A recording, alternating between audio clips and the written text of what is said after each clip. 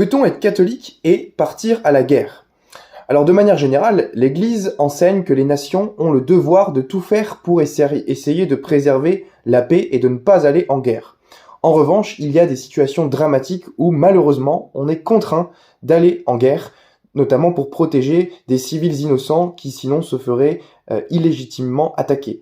Et donc il y a des conditions très précises que l'Église donne pour qu'on puisse parler d'une guerre juste et donc une guerre moralement licite.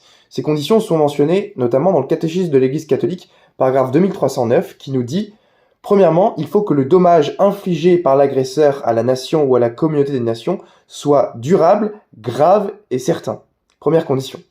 Deuxième condition, que tous les autres moyens d'y mettre fin se soient révélés être impraticables ou inefficaces. Troisième condition, que soient réunies des chances sérieuses de succès.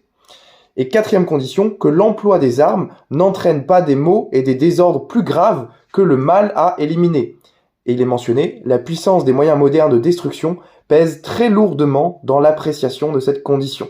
Donc l'Église est en réalité très très stricte sur les critères d'une guerre juste. Si un de ces critères n'est pas validé, la guerre n'est pas considérée comme juste, et donc en réalité, il y a très très peu de guerres qui peuvent rentrer dans cette catégorie des guerres justes, et la plupart des guerres aujourd'hui n'y rentrent pas et donc sont immorales en tant que telles.